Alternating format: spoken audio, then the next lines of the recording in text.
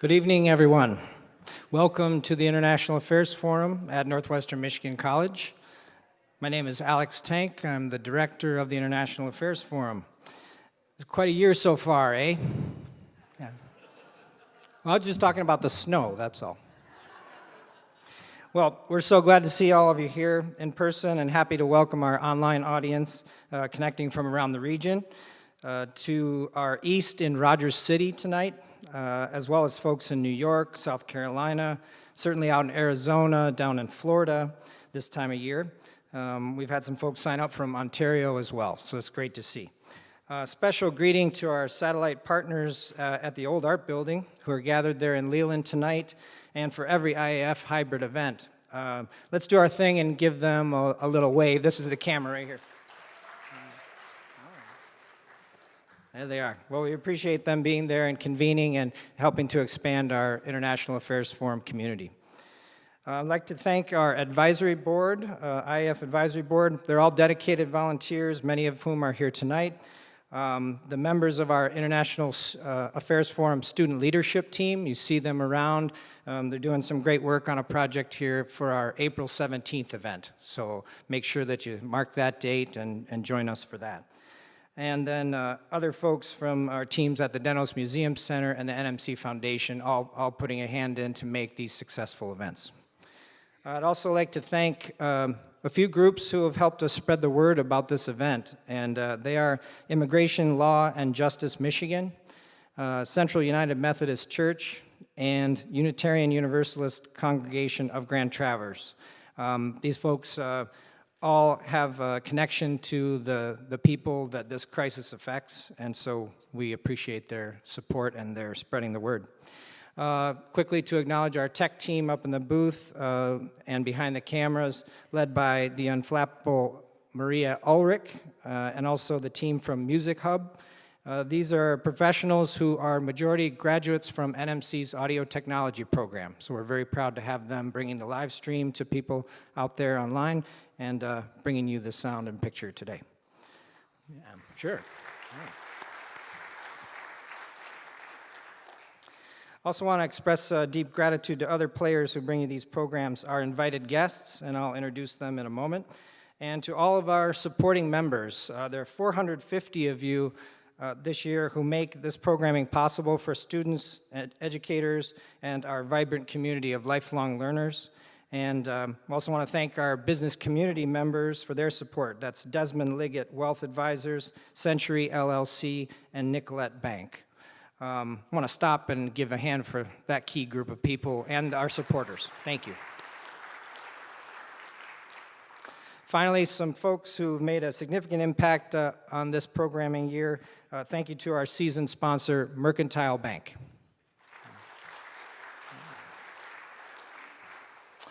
Okay, here's how this evening's program will work. A quick reminder to silence your cell phones, please, if you haven't done that.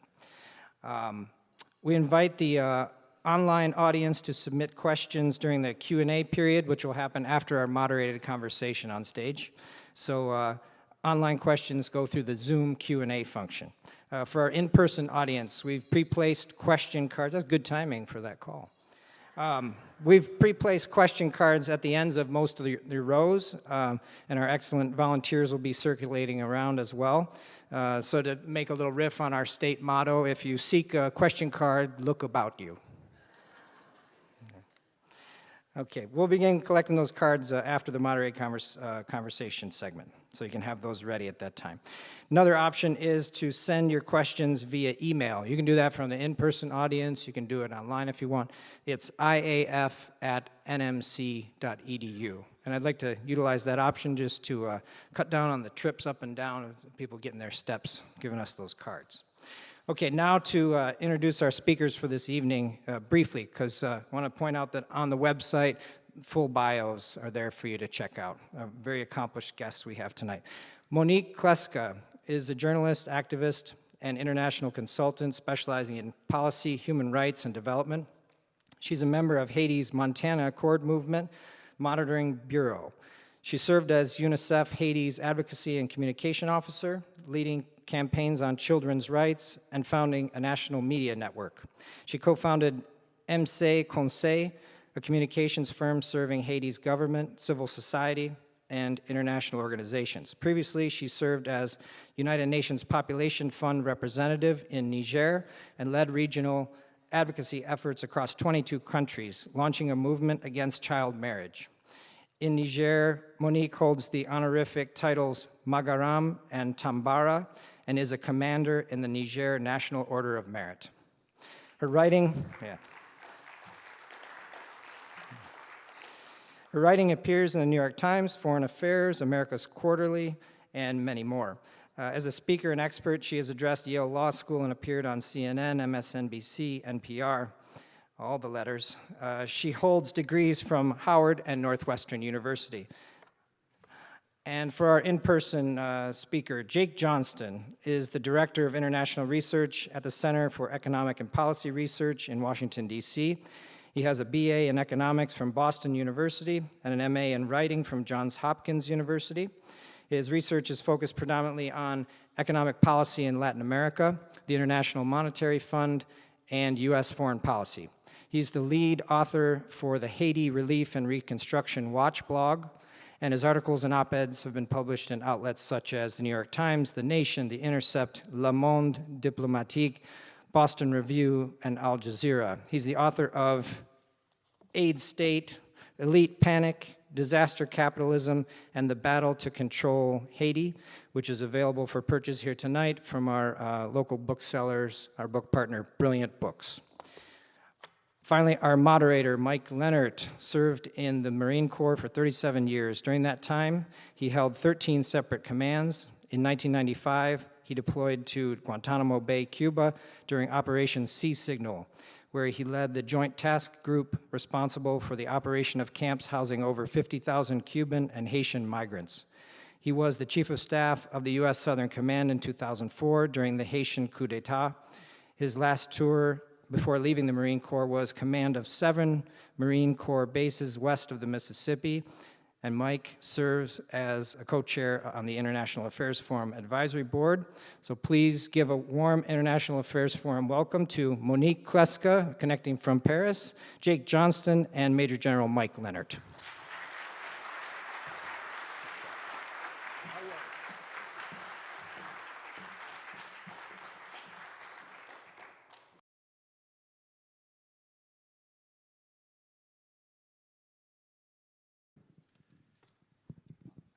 Oh, they've already turned it on for us. What a great outfit.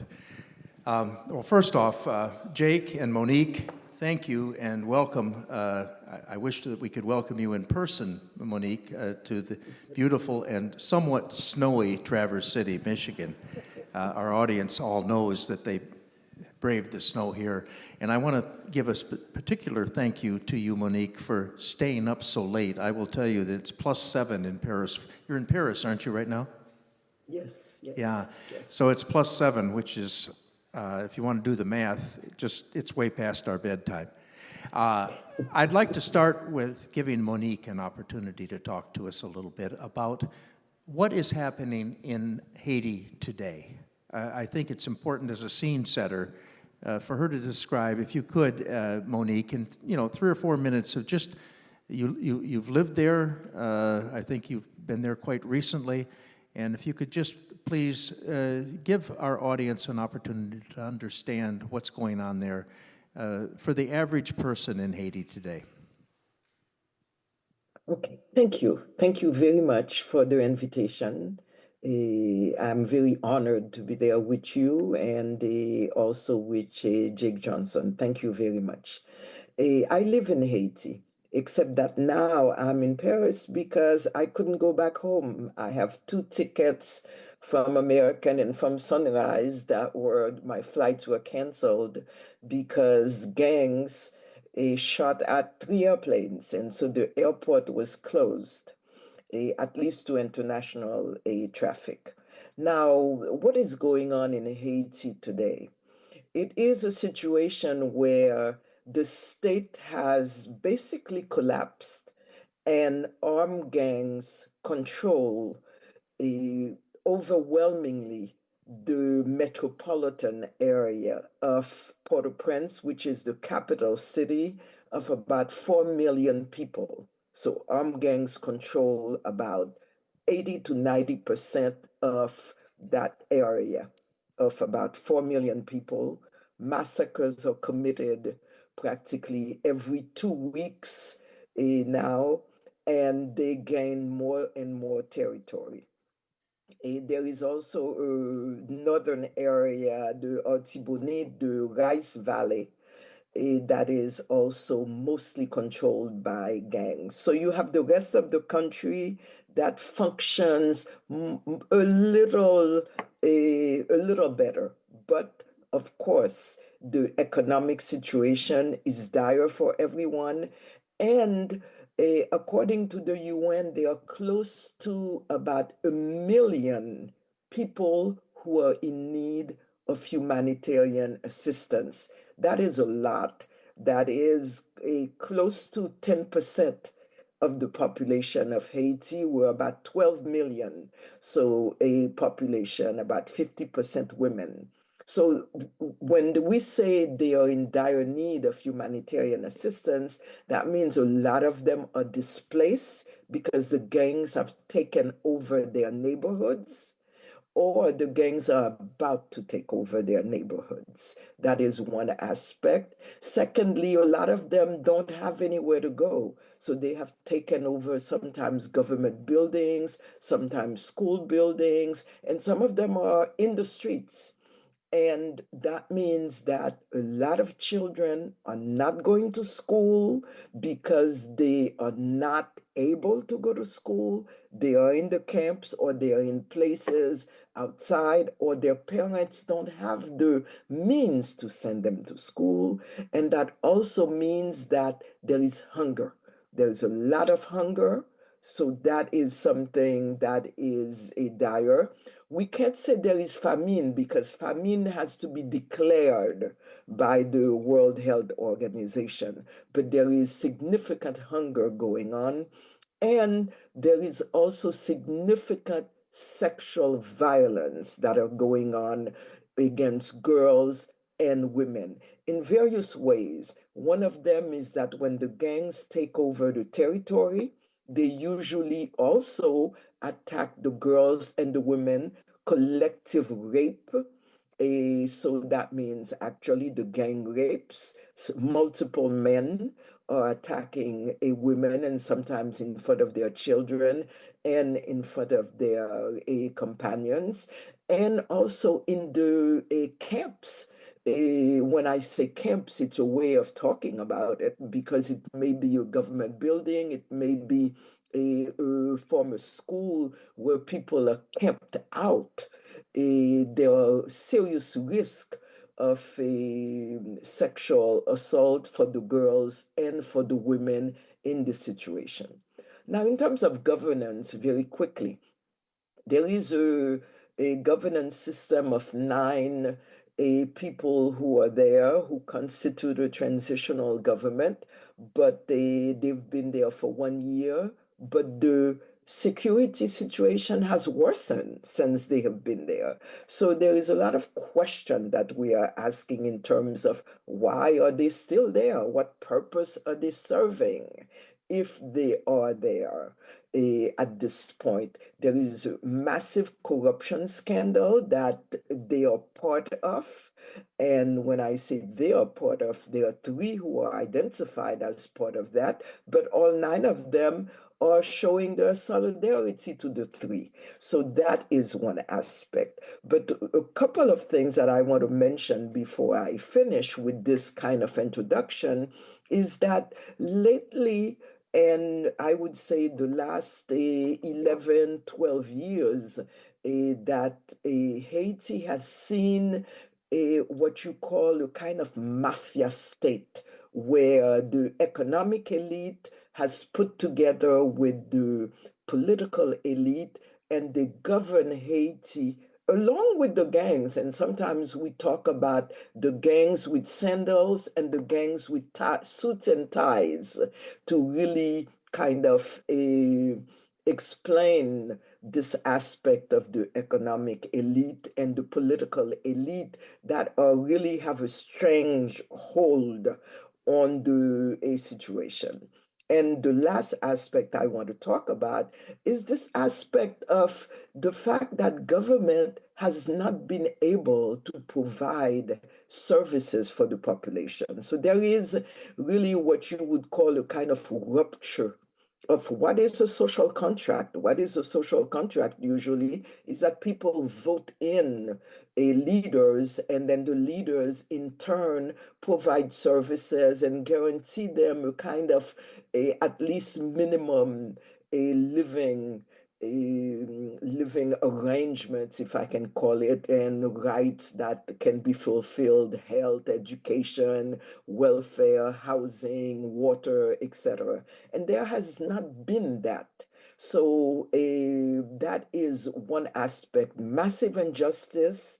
And you have a population under 24 that is two-thirds of the population. So when you are not doing that in Africa, we are getting the terrorism, you're getting the Boko Haram, etc. But in Haiti, you're getting the gangs, and you're getting increasingly young people who are totally dissatisfied, and you have an economic downturn, you have a state failure where the state is not able to provide for its citizens.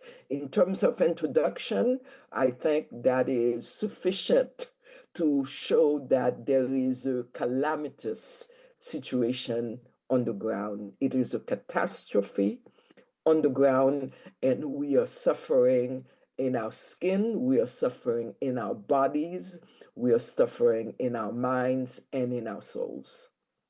Well, thank you, Monique. That's a very coherent but dire summary. So we're going to turn back to that in a bit. I'm going to give Jake an opportunity here for a moment and ask Jake, if you could please talk about what led you to write Aid State, and what circumstances you saw when you were doing the research that led to this book. Yeah, of course, and thanks for doing this, and thank you, Monique, to IAF and NMC and everyone part of putting this on. I'm thrilled to be here. And I think it's easy to hear what Monique said and sort of throw our hands in the air and say, okay, another crisis in Haiti. We've heard this before. We heard it last 10 years ago, 20 years ago, 30 years ago. What can we do about it? What's different? But I think the point that I want to make tonight is that this isn't just about decisions that are made in Haiti. It's also about decisions that are made in our country. And that's really sort of what brought me to this conversation. And so I work for an organization in Washington, D.C., a small think tank focused on Latin America. And I think like many after the 2010 earthquake, we wanted to act, we wanted to do something. We're not direct service providers, we're not providing aid ourselves. And what my colleagues realized far more than I did at the time was that a lot of the decision making about what was going to happen next in Haiti was going to have as much to do with decisions in Washington, D.C. as in Port-au-Prince. And there was a tremendous response to the earthquake in 2010, not just from the U.S., but from countries all over the world. It pledged $10 billion. I think there was a study that said about 50% of American families actually donated to relief efforts, right? So this was huge, it was massive. And what we realized pretty early on, talking to organizations in Haiti and groups that we had long had connections with, was there was a real disconnect between what we were hearing from folks in Haiti, actually on the ground and in affected communities, and the conversations that were taking place in Washington, in Ottawa, and elsewhere. And it's led me to this belief, right? I mean, you can hear what Monique said and say, okay, Haiti's a failed state, right? But watching this transpire and take place in this sort of slow burn for now close to 15 years, I thought it was really important to sort of push back on that notion. And that's sort of where the title of the book, Aid State, comes from, is that this is about decisions that are made in Washington. The state that exists, the state that is failing that Monique describes, is a state that has as much to do with foreign actors and foreign intervention as it does the population of Haiti. And a big part of that story is aid, and is the aid that came in after the earthquake. And so I started this project basically trying to track where the money went. Right? Where does all these billions of dollars go? Why isn't it having an impact in Haiti? And the answer, is in many cases, the money was going to an organization that was closer to my office in Washington, D.C., just a couple blocks away, than any organization in Haiti. And what I realized is that wasn't an accident, that wasn't a mistake, that was how the system was built. That's how we designed it. It was designed first and foremost to support US interests, and that has a really big impact, right? And it's not just about the inefficiencies or the waste or aid accountability, which is sort of my entry point into this, but after going to Haiti and following this for years and years, it became a much bigger story, right? It was about the long-term political effects of these policies. And I think we have to realize that aid is inherently political, sort of in every single way, right? And it can be used for political purposes, but even just the act of giving aid can be political as well. In Haiti, we heard Monique talk about sort of the lack of a social contract, these public services. At the time of the earthquake, about 80% of traditional public services, health, education, things like this, were in the hands of NGOs, private sector, foreign companies, et cetera. Right? So they're not in the state whatsoever. Even the very cornerstone of a sovereign democracy, elections. These are financed by international actors, they are organized by international actors, and ultimately the legitimacy of those elections is determined by those very same international actors.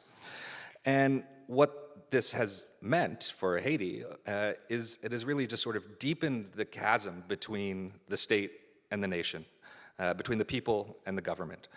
And, you know, it's like Monique was saying, these foreign actors are not, I mean, despite whatever intentions they might have, they are not ultimately responsible or accountable to the Haitian population, and the Haitian people cannot hold them accountable. And so what we saw over this last 15, 20 years has been this total collapse in electoral participation, and I think is directly related to this. We saw even in the 90s, early 2000s, 50, 60%, even higher participation in elections. The election after the earthquake was only about 20%, and in fact, foreign actors, the US chief among them, actually intervened and arbitrarily overturned the result of that election. And the way they did that, and the way they forced the Haitian government at the time to accept that, was by threatening to cut off aid. So, you don't like this? You need aid? Well, if you don't agree to our changes, no more money. So you can see aid can have sort of these long-term effects through the policies themselves, but also is itself a point of leverage for the United States in advancing their own interests. And I think, you know, I'll just sort of finish on one last point, and looking forward to getting into the Q&A. But, you know, I think one of the chief topics of conversation around Haiti, and especially today, is around foreign intervention, and specifically foreign security intervention. There is a multinational security support mission in Haiti today. It is led by police from Kenya, and a few other nations have contributed. It is largely financed by the United States. The reality is that there have been sort of various foreign security interventions, foreign occupying forces in Haiti for a long, long time. And they're all sort of ostensibly geared towards stability. And stability is a term that is appealing to everyone. I mean, we all want stability in our lives and in whatever, but stability can mean something very different to different people. Right? One person's stability is another's instability. And I think the question that we haven't asked enough is stability for whom? Right? What are these interventions actually designed to do? And I think what history shows is that the stability we are providing is stability for what is an inherently unstable status quo that can really only be maintained through force. And that's a problem, because what we need is change. What we need is something new. And these interventions and repeated interventions, whether it be aid, whether it be direct security interventions, have really prevented that kind of change from actually taking place in Haiti.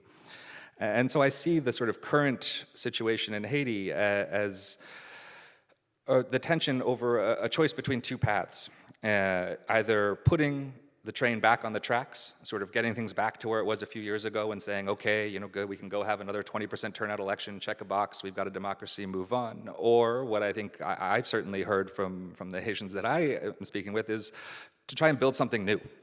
And that is disruptive, and that is generating a massive backlash, because the reality is that those who have benefited from the status quo for a long time will fight violently to protect it. And I think that is a large part of what we're seeing today. But I do want to end on a slightly optimistic note, at least for you, is, I think this state that had been in Haiti and the state that exists in Haiti is not working for the majority of the Haitian people. And it has been entrenched through these foreign interventions and through the power of the elite in Haiti for a long time. Its collapse is creating tremendous problems. But in its collapse, I think there also is an opportunity to envision a different future. And I think that's what Haitians are organizing for today. That's what I'm inspired by what's happening in Haiti. And for that to happen, the aid state did need to collapse. And so I think, we need to be looking at this as, okay, so where do we go from here? And I hope, in tonight's conversation, we can get to some of those questions. Okay, thank you, Jake. I'm going to ask this next question of both Monique and Jake. And essentially, you've already heard, and most of you that have been studying Haiti throughout its long history know that there's been a series of interventions, foreign interventions, and we know how that's turned out. We also know how the massive amounts of aid that have been sent there and that Jake documents in his book, that's turned out. So given that, what could work? And I'm going to go to Monique first, and perhaps if it's appropriate, and I'll leave it up to her if she wants to talk about the Montana Accord or anything else that may be in Haiti right now that could possibly provide some benefit for the future. So Monique, go ahead. Thank you. Thank you very much. I think it's important to steer it to effectively solutions, a vision in terms of the future, because it is obvious that the kind of mafia state collapse cannot continue. And I think one of the reasons we are in this crisis, and I think it's important to say that, is that in 2018, there were massive youth protests against the lack of social services. So they were protesting social injustice. And then massive protest against corruption and against impunity. So what does it show? It shows that there is dissatisfaction with what is going on. And there are proposals in terms of what could be done. And in terms of the proposals that are going on, is in fact a regrouping of civil society called the Montana Accord, where I am honored to be a member. And over a period of about 6 months, we actually heard practically every political party, various groups. It was difficult to travel because of security purposes, even then in 2021. But we came up with at least a proposal to move the country forward. A proposal meaning what? That meant that corruption, whatever system had to be put in place, corruption could not be part of it. The second aspect that I think was extremely important was justice.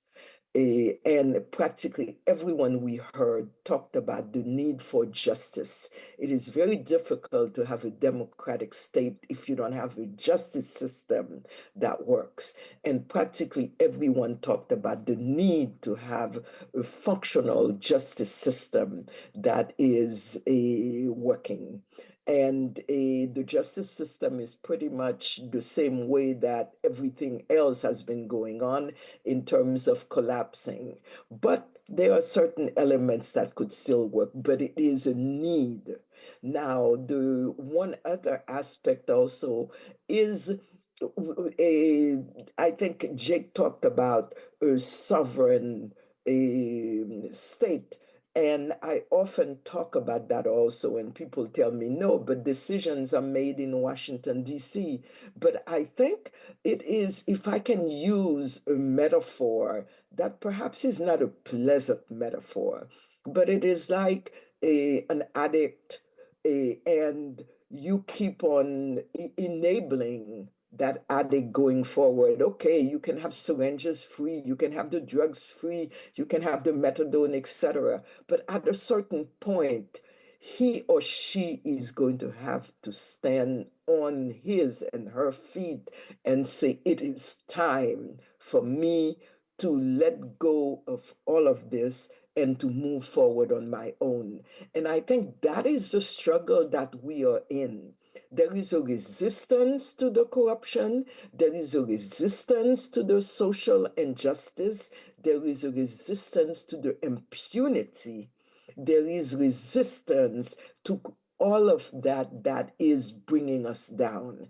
And there are serious, honest citizens who are saying this must stop. And there are honest people who can be in the levels of power to make decisions about us. We will fall down, and I think that is part of what is going on now in terms of a transitional government, because some of them were people very serious, people who we trusted. But right now we see that with the nine of them together, it's not working. So I think what is needed are there is a roadmap in terms of no corruption, in terms of a social justice, health, education, better financing. There is clearly the need, huge needs for security. That is the number one aspect that must be resolved. We cannot be under the feet of gangs who are ruling us. And we need to take care of the million people who are in dire humanitarian situation. So there is a roadmap for how we can move forward. Needless to say, we need help. We need partners. We need honest partners who are not going to tell us what to do, but who are going to work with us so that we can move forward. But I think that the roadmap is there, a no impunity, justice system that is functioning, no corruption, and a state that provides for its citizens, not because others are threatening you, you will not have aid, but because it is the right thing to do. This is what states do. This is what governments do. You provide for your citizens. So there is a roadmap that is there. We, as I said, some of us, we are falling down. We are discouraged, but we are fighting. And this is a fight that may take more months, may take more years, but there are a lot of us there who are fighting so that there can be a new Haiti, a sovereign Haiti, a democratic state, so that when you say we can have elections, then it's not 18% of the electorate, but it is 80 or 90% of the electorate that is moving forward. I was a little long, but I'll come back with other things. Thank you. Thank you, Monique. Jake? Yeah, and I mean, I'd echo what Monique's saying. I appreciate the commentary, Monique. And I mean, I think from my perspective, you know, I'm going to take this from the U.S. side of things. And I think what Monique's saying about the Haiti side of things is spot on. And of course, that's not the role of the U.S. to tell them what that path is.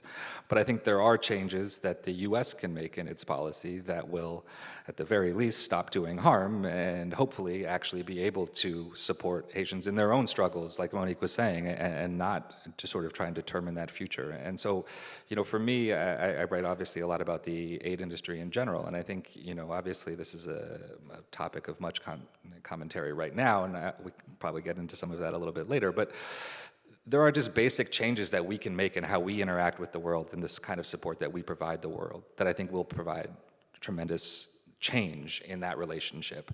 And so, for example, I mean, these are really simple things. And, you know, I'm not making, you know, this isn't like a unique insight that I have about the failures of the aid industry. These are broad agreements amongst development experts that have been studying this for decades and decades and meet at these big conferences and come up with the principles of aid effectiveness. And we all sort of know these things, but we don't actually implement them. And simply implementing them would go a long way towards addressing some of these things. So I talked about the amount of money that goes directly to local organizations or vice versa. Last year in Haiti, U.S. spending about 7% of money went directly to Haitian organizations. And that's not to say that's the only amount of money that goes to Haiti or all the rest is lost or stays here. I mean, they're spending money in Haiti. But that can change. We can change the way we do that. There are laws in place, right? There's legislation, there are rules that constrains how the people actually administering aid can use it. And those are written by Congress, and Congress can change them if we actually want to provide meaningful support for Haiti.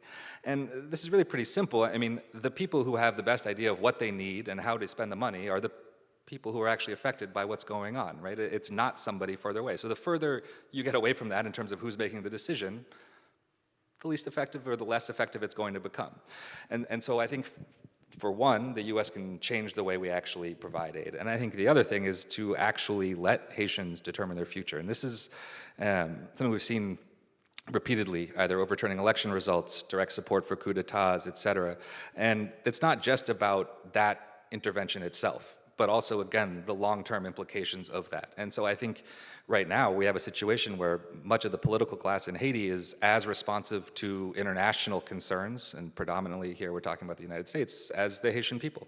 And until that dynamic changes, it's going to be really difficult to navigate out of the current crisis. And the US can play a big role in changing its own policies to affect change in Haiti without actually intervening in Haiti. And I think that's the key thing, is we sort of think about this as what can we do to help Haiti, to save Haiti, all these things that we have to take a look in the mirror and fix what we're doing and fix ourselves here. And that is going to be what we can actually do to provide meaningful support to Haiti. Okay, thank you, Jake. I'm going to probably try to address the elephant in the room, and that's the fact that global aid right now from the United States is in turmoil. And I'm being very kind in that description. So, you know, is Haiti going to be able to survive without the kind of support that they've been used to in the past? Or is this going to become, perhaps maybe, I'll try to take the optimistic approach and say, is this going to be a forcing function that will cause Haiti to perhaps look elsewhere? Because I don't know that we can rely on the United States right now for the kind of support that would be required. So I'll ask Monique to talk about it first, and then Jake, this is for both of you. Yeah. Thank you. I think this is a brilliant question, and I think it is an opportunity. It is an opportunity for Haiti to analyze what can we do and what should we do. Because one of the things that has going on, and Jake mentioned that, is that, for example, in the name of stability, the US supported a Duvalier dictatorship that brutalized us and started causing the massive migration to the United States during 28 years. So that was something also. The US interfered in the elections and brought in Michel Martelly, and this was during Hillary Clinton, who is one of the most hated people in Haiti because of this, because he brought in the legal bandits kind of thing. And recently, the US supported Ariel Henry during the 3 years that he stayed there as the prime minister. So one of the things that, and in addition to the arms, and I think that is something that we will talk about, that Haiti has been asking, various sectors have been asking that US stop the arm trafficking. Haiti does not make arms. How do all these arms and munitions get to Haiti? So getting into directly to your question, for example, the budget of the Ministry of Health, most of it comes from the United States. Some of it comes from the European Union. But it is what pays for the medicine. It is what pays for some of the staff also.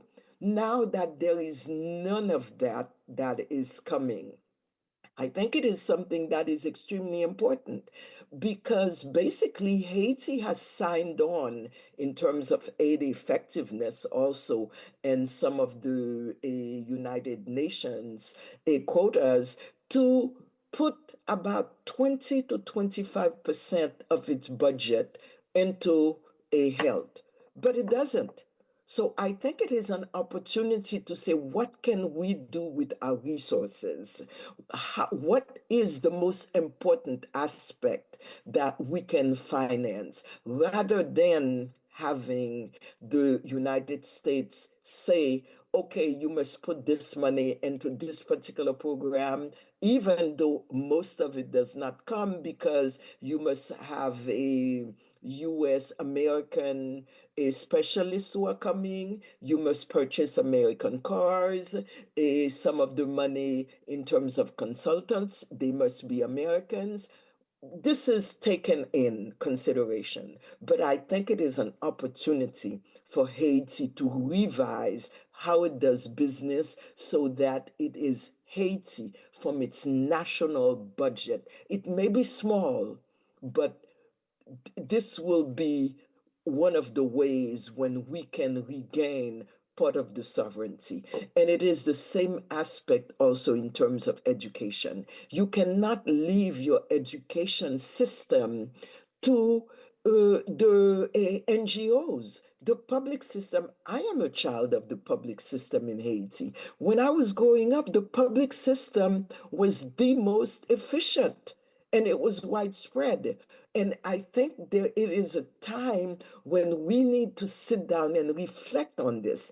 And if I can say, in conclusion, that was one of the reasons why the Montana Accord, after having spoken to so a wide sector of the political and civil society population, had proposed that there be a national conference. And the idea of the national conference was what? That throughout the communes, the geographical departments of Haiti, Haitians would come together to analyze and to reflect and to propose on what they saw as the vision and the future for education, the future for health, the future for the youth, and what should be done and what are the kinds of programs that they saw as priority programs, a kind of national conversation with ourselves so that we could move things forward. And it's time for that. So I think if we can benefit from no aid or very little aid, at least coming from the United States, I think it might be, I'm not being cynical, but I think it might be a good thing for us to kind of see what we can do with our own resources. And it's way overdue for us to do this kind of exercise. Thank you, Monique. Jake? Yeah, I mean, I think I completely agree with what Monique's saying, and I think you have to think about this in sort of two different ways, and one's the short term and one's the long term. I think what Monique says in the positive side is the sort of long term thing. I think that's unambiguously a good thing, right? I mean, in so many ways, aid has allowed the predatory state that exists to continue uninterrupted because it creates that ability for it to do so, and so that is a positive thing long term. But that doesn't mean that stopping all aid overnight is not going to cause human suffering. And I think we need to be fully cognizant of that fact as well, because, for me, it's not all ends are right. I mean, that's the situation we're in right now. That doesn't mean that's the ideal scenario, right? It's how do you disentangle these two things? Haiti is incredibly dependent on foreign assistance. That dependency is a problem. It means when you cut it, there's going to be significant consequences in the short run. But you also need to figure out a way how to unwind that dependency over in the long run, right? And so that's the real issue we're trying to deal with when we're talking about aid reform, making this more effective, is trying to get it moving in that direction. When you cut it all off, it's going to create this problem. And hopefully in the long run, I think it does create this opportunity to have this conversation. I think, what Monique has been saying around the social contract is so important. And I think, if there's a way to sort of positively come out of this, it's that conversation, what Monique was outlining. Because when all of these services are in the hands of private actors and the funding is all internationally, there is no social contract. You don't even have the space to negotiate one, because it's not a negotiation between the state and the people, right? There's these other big players in the room, and you're not negotiating with them. You're taking whatever is given. And so removing that creates some space to be able to have that conversation. Now, that doesn't mean that that's inherently what's going to happen, or that it will obviously happen, but that's certainly the opportunity that this, I think, presents for a better way forward. Thank you, Jake. I'm going to shift gears a little bit. This is a college. We have students in the audience. And Monique, you've talked about the number of young people right now in Haiti. That could be seen as a liability, but is it also a huge asset for Haiti? And perhaps you could talk a little bit about that. And how do we turn it into an asset as opposed to a destabilizing factor? Yeah, thank you. I think it is a destabilizing factor if you don't invest in youth. And we have 2/3 of the population that is under 24. And that is the case also practically throughout Africa. And there is only one solution. It is investing in youth. Then you have the population that is there in the audience. Well, they are getting an education. That kind of an opportunity must be given to Haitian youth. And we're talking about quality education. We're not talking about just any kind of education, quality education from the beginning, whether it is grade school, kindergarten, all the way to the university.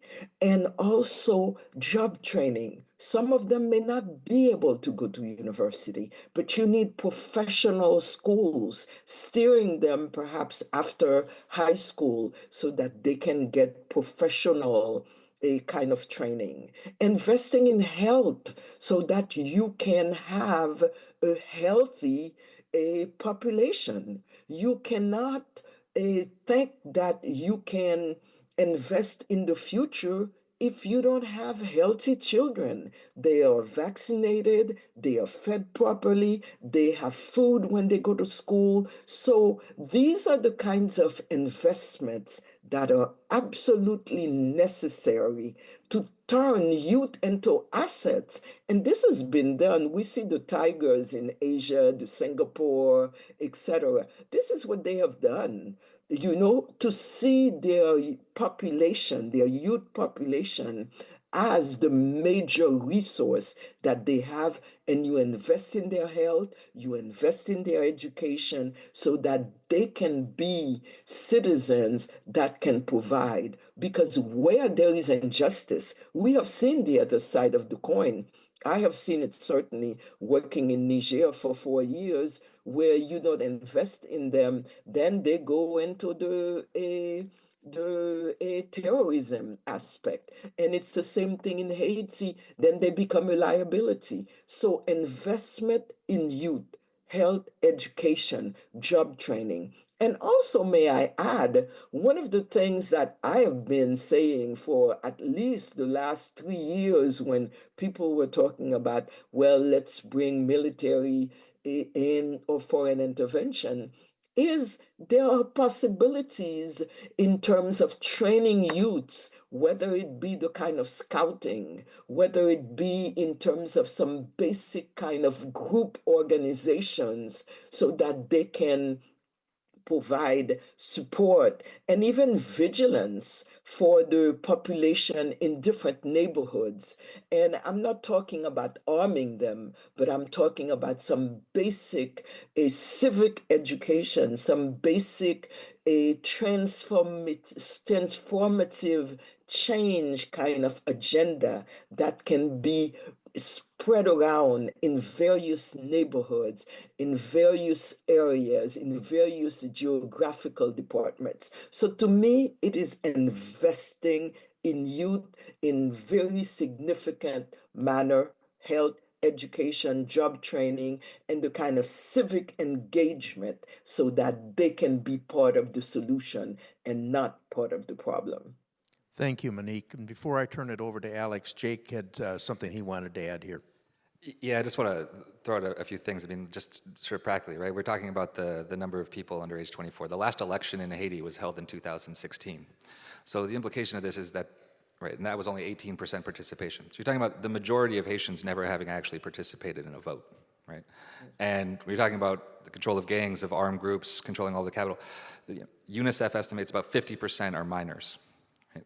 So when we think about security, about combating the gangs, this is part of it, right? I mean, these are children, okay? And that has a big part of the response. You know, it's really easy to see, you know, good guys, bad guys, go in there with the military, this should be pretty simple. It's not that simple, right? This is all part of the same thing. And so when we're talking about security, I think it's important to note that we're not just talking about physical security, right? Showing up with guns and protecting people. It's also about structural violence that has been inflicted on these communities for a long, long time. And a security strategy has to be holistic. It has to encompass all of these things because, again, we're talking about minors, right? We're talking about a situation that is not so simple as it's often portrayed.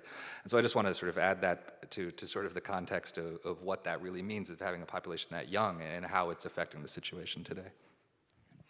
Thank you, Monique, Jake, Mike.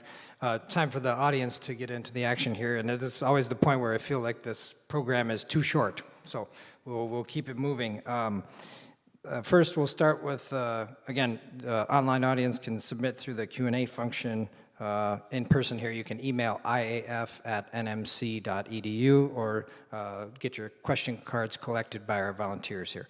So the first question comes from online, from Andrew. Is U.S. funding for the Kenyan mission in Haiti currently interrupted, as is USAID and PEPFAR, and state programs funding is still interrupted, even after the court orders? That's the question. Yeah, I can jump in here, Monique. So no, actually, the U.S. has given a waiver for all of their security support to Haiti. So the funding for the multinational security support mission, as well as largely through the State Department, the funding to the police. And this is just to note that, you know, when we say funding to things, we need to explain this a little bit more because it's never actually direct funding to things. It's funding to contractors to provide services for things, right? So the U.S. is a big supporter of the Haitian police, and you're going to hear all these big numbers of the amount of money the U.S. gives to the Haitian police. It gives nothing to the Haitian police in terms of monetary things. The Haitian police can't even pay salaries for their officers, but the U.S. does give in-kind support. So we provide vehicles and things like this. And I just think that's really important, right? Because we're talking about, okay, well, you're getting all these things, but if you can't pay their basic salaries, then what are we dealing with here? So the short answer is yes, the money is still flowing in that regard, but I think there are bigger questions about how it's being used. Okay, thank you. Next question from in person here. Has Haiti ever recovered from the earthquake in 2010? I think it's a valid question because it kind of gives us a sense of how far there is to go and whether or not that's been rebuilt in any way. Maybe I could respond and then Jake can follow up. I don't think we have recovered from the earthquake. And I think the earthquake was a traumatic experience in many ways, but also it showed the state failure. And I think that is a kind of moment where the state could not rise and say, okay, we are leading the way. And in fact, it was the aid agencies, and I think Jake talked about that in terms of being the genesis for his book. The government kind of stood by, and I don't know that government ever fully recovered from that. And I think these kind of shocks are extremely important because we talked so far about the human kind of shocks, the dictators, the corrupt leaders, etc., the gangs, but we haven't talked about that.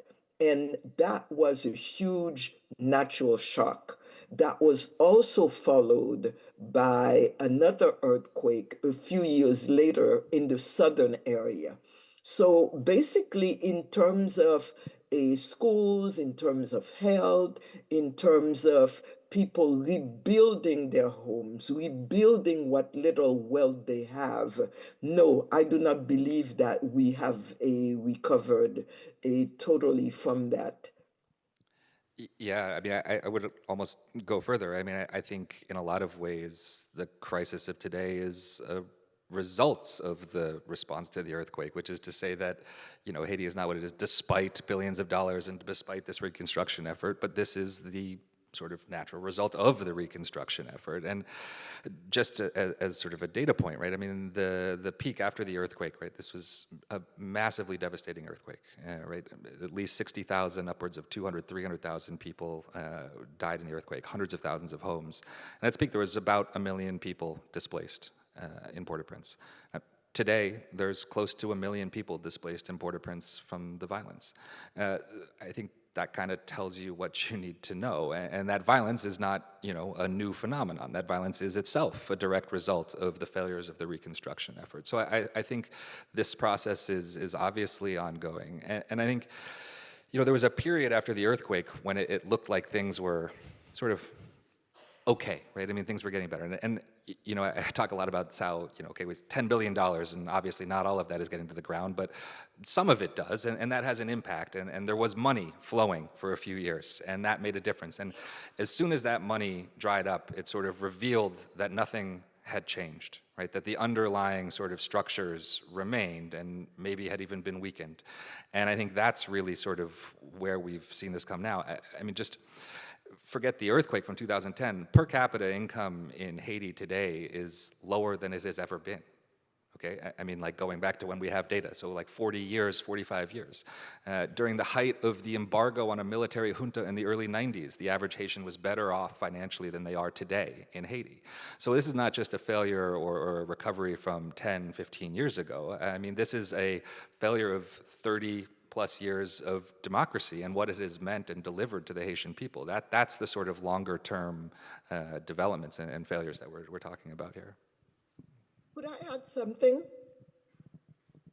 I wanted to add that the earthquake, just like today when we talk about opportunities coming from disaster, a lot of people, specialists in development, had said that the earthquake was an opportunity, gave Haitian leaders an opportunity to invest elsewhere because Haiti, since the Duvalier dictatorship, and Duvalier, that was part of the strategy to really concentrate the power in the Port-au-Prince area, it was easier to control, brutalize, terrorize the population.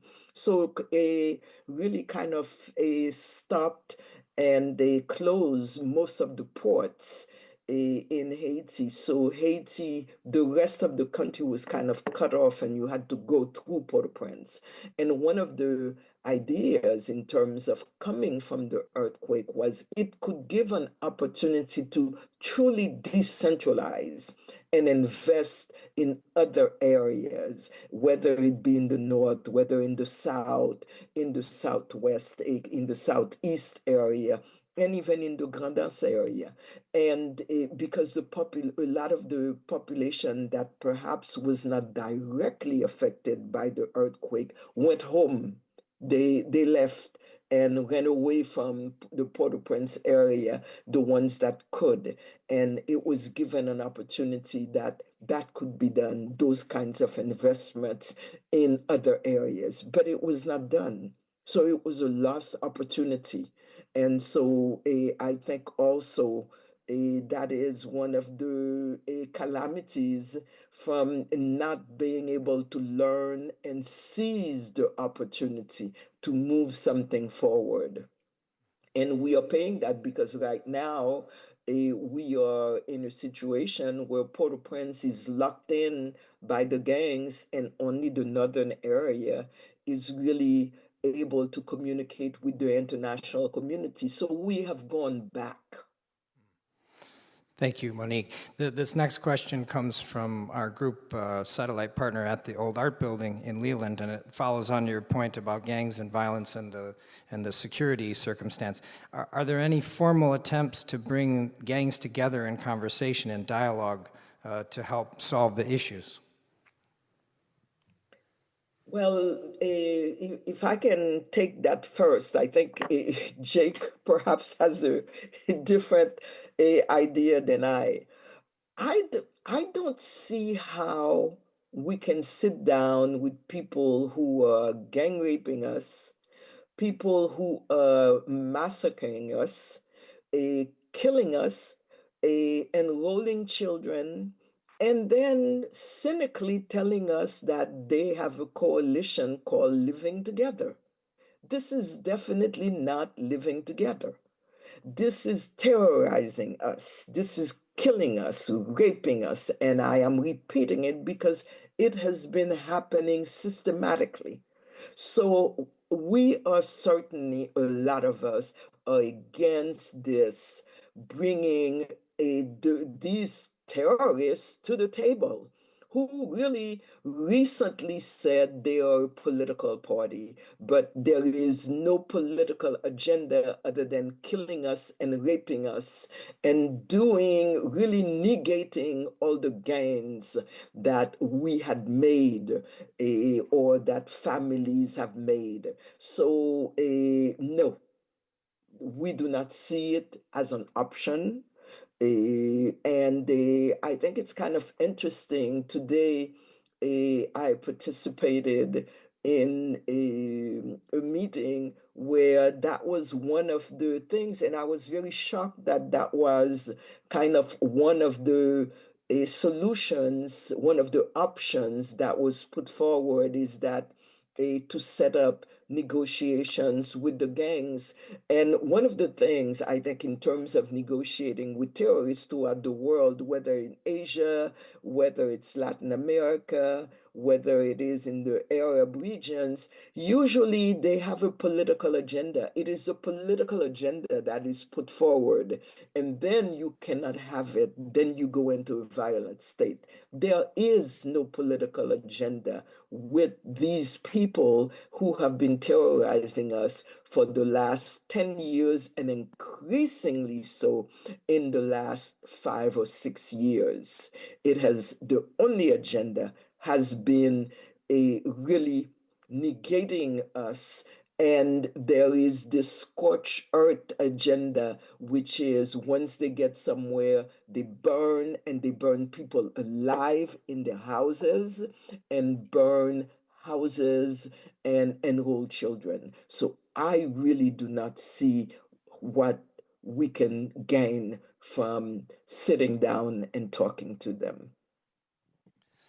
Yeah, I mean, I think it's a good question. I mean, and I certainly I take Monique's point, and I think, in a lot of ways I agree. I think it sort of depends on what we mean by negotiation, right? And I think, for one thing, we have to understand that on a daily basis, just about everybody in Haiti is negotiating with gangs to do anything, right? I mean, if you live in a neighborhood that is controlled by gangs, to go get food or bring your kid, you're going to have to negotiate in some form or fashion with people with guns. If you were a politician, well, you probably were one of the people who started funding these before they were actually powerful, right? The links between politicians, economic interest, and the gangs are strong, right? They still exist today. Now, those people are all at the table, right? But the people that they're funding are not. So there's plenty of people who are bad actors who get a seat at the table, right? Foreign aid agencies, right? I mean, if the World Food Program wants to do a food distribution in a poor neighborhood of Port-au-Prince, they are negotiating directly with armed groups to gain access to that neighborhood to do those food distributions. The negotiations that take place with armed groups in Haiti, and have taken place for a long time, happen under the table. They happen in back rooms, right? In a place that is not transparent at all. I don't think the answer is giving political representation or just saying, hey, all is good, we forget everything you did. But for a lot of reasons, that one of them, 50% of these are minors, right? The alternative is not just you can't just kill all of them. I mean, you can't jail all of them.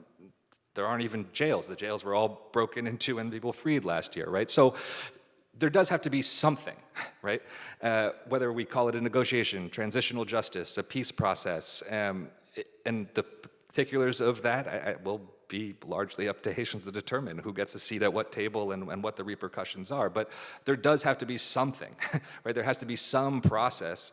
And I think, we've been talking a bunch tonight about this issue of a social contract, of a national dialogue, of these things like that. And I think it can be part of that. There has to be a broader discussion, and it's going to have to involve people who we don't like sitting at the table with. And it's not to say that every gang leader is going to become a politician, but there is going to have to be some process to try and get beyond this, because there is not a response solely through force that is going to be workable at all. And so we're sort of in this situation where the status quo is that these negotiations will continue. We're talking, there's supposed to be elections later this year. I think Monique and I will probably agree that that's not going to happen. But even the prospect of that is forcing various political actors now to do exactly this, to negotiate with gangs, to try and control areas, to try and prepare for the elections. That's going to happen. That's not good. And if we can try and way to bring that into the light and have it be part of a process that could actually lead to something more sustainable or real change in Haiti, I think that's an opportunity that should be taken. Well, this is regrettably the time to start to wrap up the discussion, and we'll give you a chance for closing remarks, Monique and Jake. First off, I want to thank you for your nuance and perspective that you provided. It's tough to think about this topic. There's such a degree of struggle for the Haitian people in Haiti, and you've done a phenomenal job of giving us some clarity, so thank you.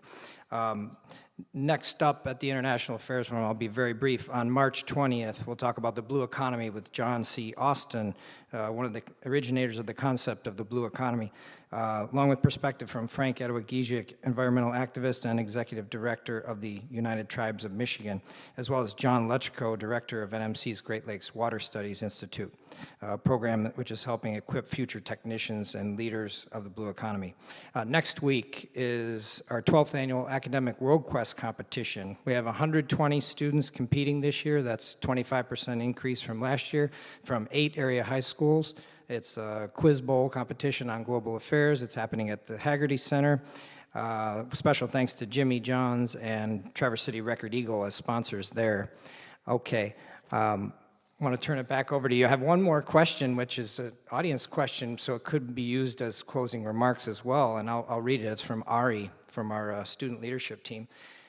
Whether it be pushing our Congress members to move to a just policy, donating, volunteering with humanitarian organizations, or something else entirely, how can we, as American citizens, and I'll just put it as global citizens, best support Haiti during the crisis?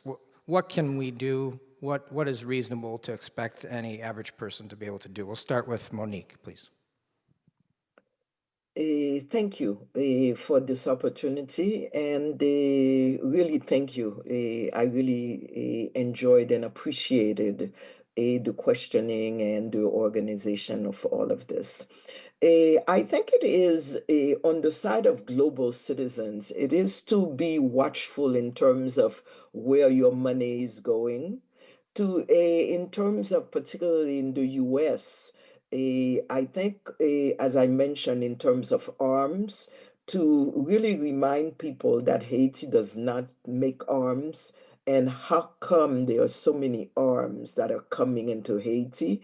And I think it is a regional problem. The Dominican Republic, Mexico, the Caribbean are beginning to consider what is going on with all these arms that are coming from the United States. So the United States, when they talk about borders, they talk about migration, people coming, but there is a huge problem in terms of arms leaving the United States and migrating to countries and to armed gangs in Haiti. Now, in terms of closing, if I could add something else, I think it is important also there are several very important things that must be done. First of all, the security. So yes, we need the support of the United States and the support of other countries, particularly in Latin America, the European Union more so, because the United States is kind of closing itself from the world also. So I think we need then to really invest in more partnership with others. The security situation must be brought under control. The humanitarian crisis, we must be able to provide for this million people who are under dire situations. And I think we need the support of others so that we can actually do this. We also need for others, as well as for ourselves, to know that it is watchful eyes of citizens, global citizens, as you said, and Haitian citizens in particular, to really watch so that corruption is not accepted, so that impunity is not accepted. And then on the longer term, medium and long term, this investment in prevention, but it is investment in development in terms of health, education. Most of the resources that we have must go into that. And I think global citizens also must hold their leaders to task so that these are the kind of things that we invest in. A development, health, education, professional training for youths so that we can move ourselves forward and no longer need the kind of assistance to provide for our citizens, provide food for our citizens so that we can be that kind of sovereign democracy. And of course, elections. Elections cannot be held now because we are held by the gangs. But we need to have elections somewhere along the line where most of our citizens will be able to participate. It will not be in the next 12 months, that is for sure. But we need that. So thank you again for the solidarity. Thanks, Monique. Yeah, I mean, I agree. I'm not an isolationist. I've been very critical of aid, obviously, and its effects in Haiti, and that doesn't mean that I think there's no role to play for outside actors in Haiti, right? I think the important thing is to change the frame, all right? The U.S. is not going to save Haiti. It shouldn't save Haiti. I don't think it can save Haiti, right? Or even this narrative of saving Haiti is bogus to begin with. But the U.S. can, and American citizens can, stand in solidarity with Haiti, right? And that's a very different perspective than what we've seen. And so, it's really, people want to act. You see a humanitarian, you want to act. It's easy to, you can text something and probably donate $5 to this or that, right? But I'd urge people to do their homework, to look for organizations that actually partner with local groups, that support local initiatives, and are dedicated to doing that. And there are lots of groups in Haiti who do that and who would welcome that support and where that support would be well spent. And I think, maybe too simplistic to say call your representative, but yeah, call your representative because that is important. Because as I was describing earlier, I think a lot of these things, in terms of what the U.S. can actually do, is we can make changes here. And that's in aid, that's in arms trafficking, that's just in enforcing our laws, right? When you're talking about the Haitian elite, when you're talking about Haitian politicians, they're using the U.S. banking system. They've got real estate in the U.S.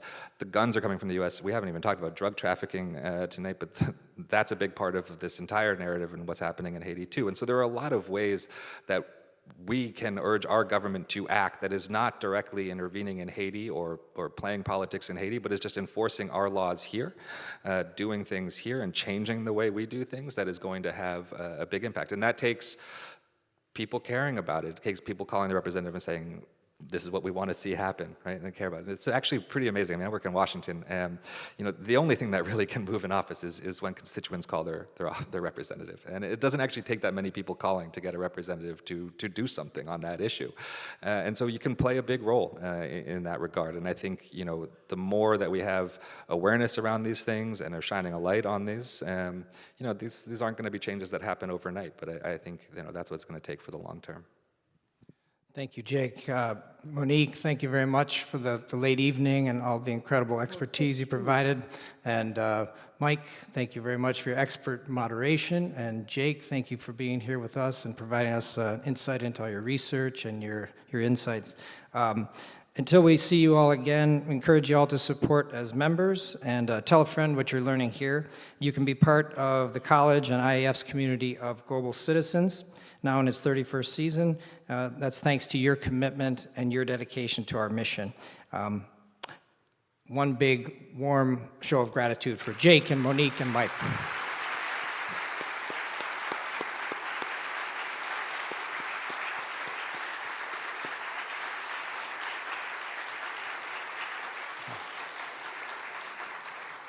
That's it from us. Thank you all for joining us online and here in person, and we'll see you next month. Thank you.